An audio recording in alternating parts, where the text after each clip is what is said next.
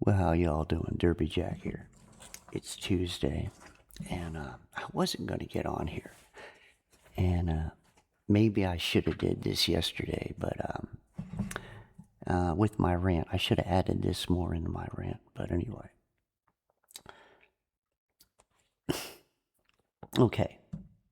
In Washington, okay, the other day, was it not yesterday, day before, I guess, Trump was in the Oval Office, and once again, like he did on the plane, he did what? He disrespected another female correspondent.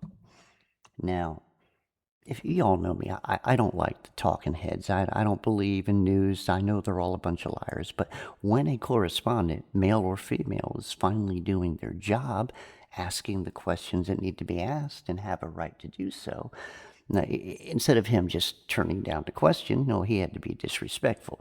Donald Trump, Mr. Misogyny, if you will. So here's another thing. Now, it doesn't matter whether it's Republicans or the Democrats. I remember when Pervy Joe Biden was in office, and he'd be up there on stage, and you'd have those pics where he's sitting there with his hands on children's shoulders and sniffing their hair, and women.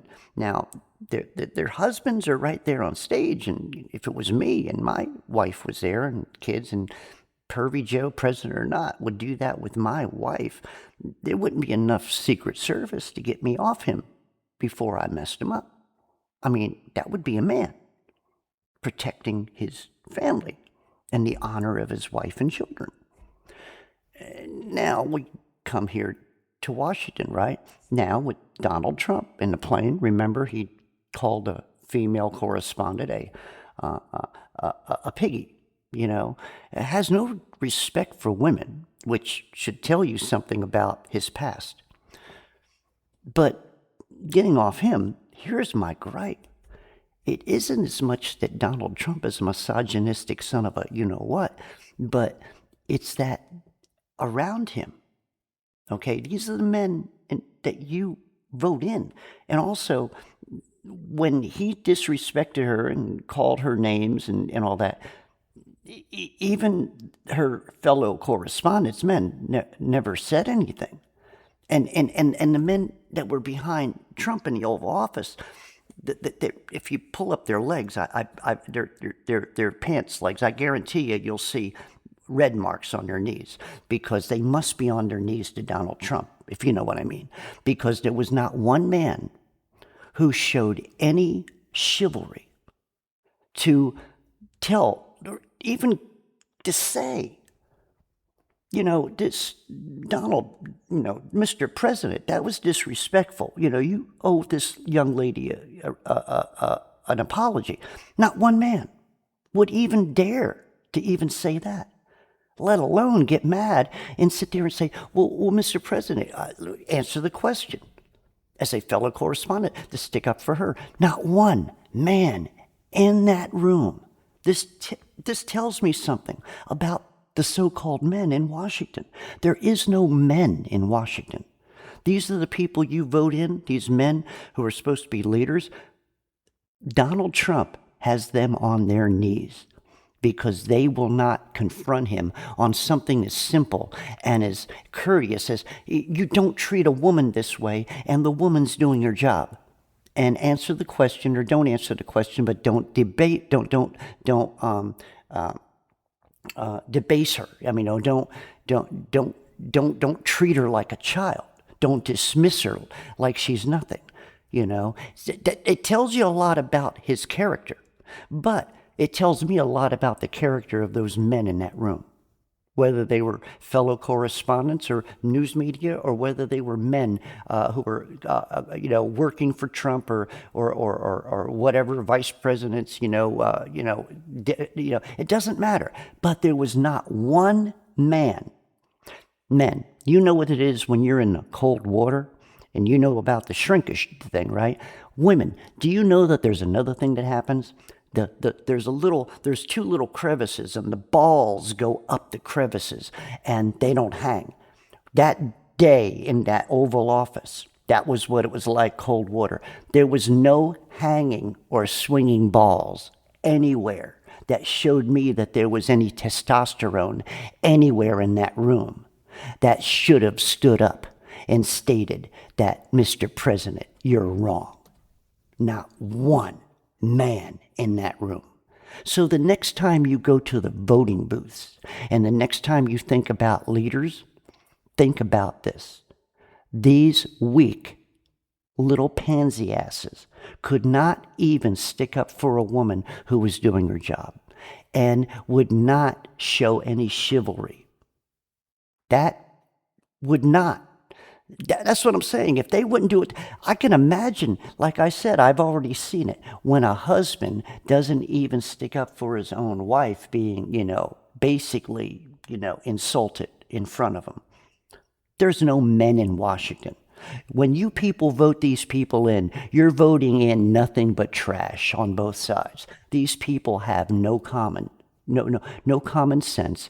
They have no commonality, and especially with the people, the voters, and they're horrible people. They're just as bad as Donald Trump is. For them not to stick up and show any type of manhood whatsoever. There was not one iota of testosterone in that room whatsoever. Not one iota. That's embarrassing. Having a room full of so-called men who couldn't even stick up for the for the honor of a woman, a lady doing her job. That just, that shows me something. So I'm telling you things. You know why they don't like Derby Jack? Because Derby Jack says things that nobody else wants to hear. But it's the truth. I never tell you anything that's not the truth. You may not agree with it, but I'm always going to tell you the truth. And these truths are the type of truths nobody likes to hear. It's like, everybody likes to say, oh, I like those old movies of Shirley Temple. Do you know what the hell they were doing to that child when they were making those movies? Do you know how queer it looked? I mean, to sit there and see a bunch of men goggle over a little 8-year-old dancing. But we think it's cute.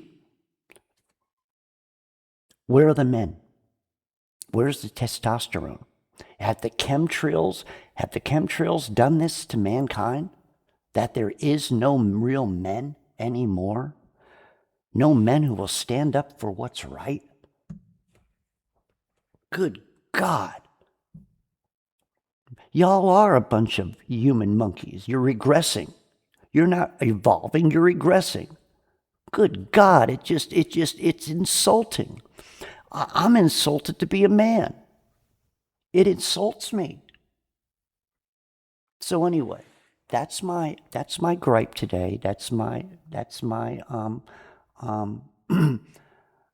rant. I'm not loud. I'm trying to keep it cool because there are some very many swear words I would like to say, and I'm doing my best not to say them because they're not needed. But my blood is boiling over this. And your blood should be boiling over this. Where are the men? Where are the freaking men in Washington? Not one man showed chivalry. I'm going to put a song on the end of this. Derby Jack out. Hope to see you all on the other side.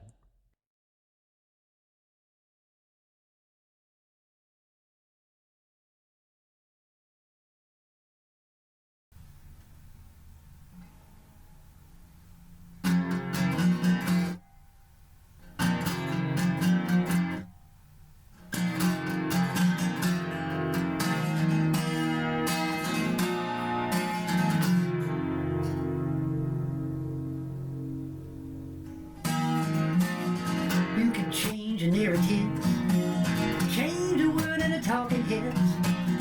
You can change direction with just one word from your lips. Whole world at your the money to pay. Doing business and all making deals and having it done your way.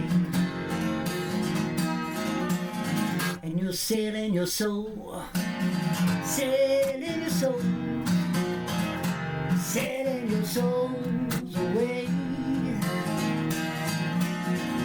Selling your souls, selling your souls a little more every day. Yeah. They're divine by privilege from a long bloodline's too.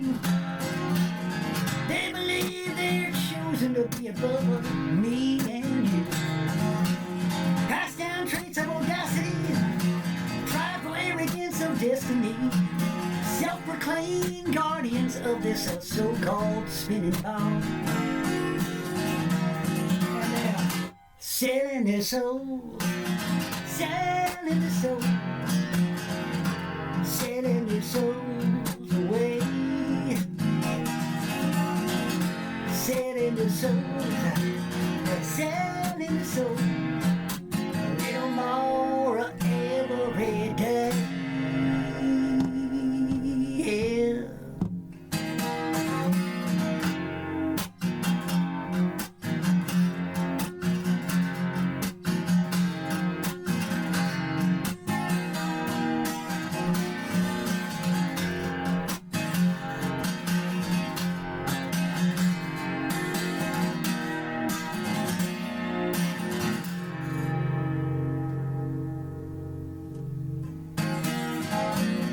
They got no intentions, they will do what's right.